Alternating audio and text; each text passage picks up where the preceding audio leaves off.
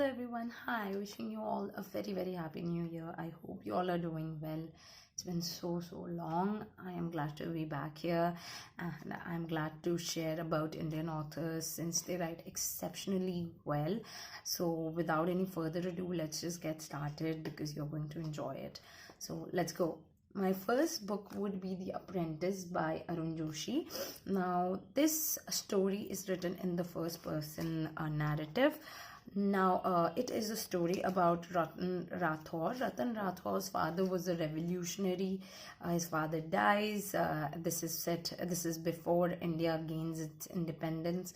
When Ratan grows up, India gains its independence. Ratan travels to Delhi to build a career, to find a job, and it shows how his moral values and everything degenerates as he tries to climb up the social ladder. And to a point where Ratan even clears a consignment of defective arms for the Indochina War. And he takes a bribe even though he does not need it. And this ends up making him pay dearly. And because he has to face the consequences, this makes him reflect of what he has done, how he has spent his life, and this reflection he tries to give and tell to another young man, so that the young man, the one that we are, the one who is reading, the other generation that would read his story, could actually learn from his reflection and be the better generation. I really love this book. I feel like there are a lot of complex matters that are woven into the story, and it's so easy to read and it's so well written that you can actually get into the psyche of Ratan, and it makes you think how conscious he is of his drawbacks. Still, there is always that thing that we think that we are better than everyone, but we know where we lack. And it's a phenomenal story. It's written phenomenally. Do give it a try. My second book would be The Thousand Faces of a Night by Geeta Hariharan. Now, this is a story about three women belonging to three generations. So the first one is Devi. Devi takes a degree in America and she comes back to India only to get married. Her mother, Sita, she wanted to be a Veena player, but she ends up giving her that dream of hers because she gets married and she wants to be an ideal wife. And the third is about Maya Amma, who is a domestic help in Devi's place, and her life is full of suffering. It's like she suffered only because she was born a girl, a female. So these three stories, they tell us about how the myth, the culture that we grow in actually crystallizes the idea that women are inferior race and they are only there in the world to serve a male figure or their family, and there's no personality of their own. Okay, so I feel that it really touches the old myths and the things that we are taught and we are made to believe that this is who we are, and how it messes up with you as a person, as a woman. And I think it deals really beautifully with all of it, speaking about three generations and how they have suffered and how they have always lived a life for someone else. And I think it's a very beautiful book, and I feel like it will really help you get an insight into women. So yes, this would be my second book. My third book would be The White Tiger by Aravind Adiga. Now this is this is a dark and twisted book. I remember first reading it, and I think I lost some of my innocence while reading this book. It was so messed up and it was creepy on some levels, on many levels actually.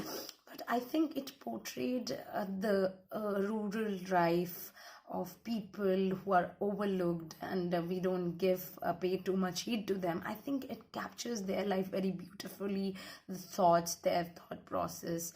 About the story, let me tell you about the story. The story is about Balram Halwai, how he gets out from the depths of poverty to become a successful entrepreneur. And although the storyline seems really, really simple, but the twist at the end, it's this book is crazy, and I was just very, very surprised to read the ending, and I will recommend this all the time. And I think there is a movie about this as well. So I don't know about the movie. I didn't watch it. Maybe I'll watch it later. But yes, the book is amazing to read it. My fourth book would be Gochar by Vivek Shanbhag. Now, this is a translation. Let me tell you, this is translated by Srinath Perur. It was originally written in Kannada. Now, this book is very simple. It's not even quite that long. It's that, yes, 117 pages. And let me read you a line from it for you to better understand what this is about. Just a snippet from the story. It's true what they say. It's not we who control money, it's the money that controls us. When there's only a little, it behaves meekly. When it grows, it becomes brash and has its way with us. So, as you know, the central theme of this book is money and how money changes us.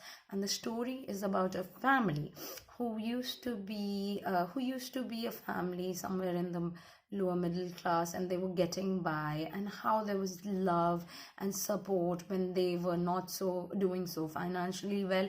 But suddenly wealth comes in, and there is this distance that comes in between them, and it's like they've turned into different people. And it's just how money has just changed them. And just because you just can't have enough of it. Once it comes, you just keep on asking for more and more and more. And how it changes a family and causes disruption in it.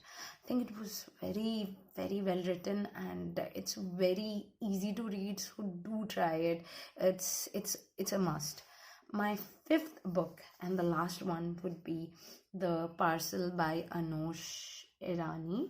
Now, this book is on a sensitive topic. This book is about a transgender named Madhu, and it talks about how she got into the prostitution business, and later on, as she turned 40, she gave that up and started begging. Later on, she gets a call from one of the most dangerous or feared brothel owner, and that brothel owners ask her to look after a girl who has been trafficked, and to make her ready for prostitution. Now, Madhu, as she is reluctant to do this, she keeps going back to her past, and we get to know how she grew up, and how when she was a boy, how her father just did not accept her for who she was, and all she wanted was acceptance. And that led to so many things, so many sufferings that she had to go through for who she couldn't help be.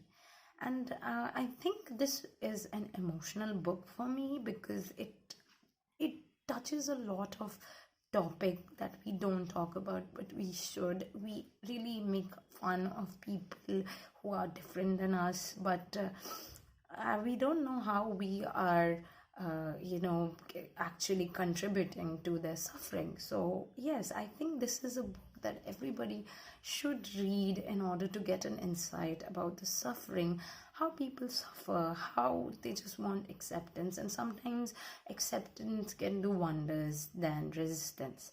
So yes, these were my 5 books, and I really, really love them, and I do hope you all also try at least one of them. I am sure you will love them. That's it for today. I hope you all do well. Again, wishing you all a very, very happy new year. Take care. Bye bye.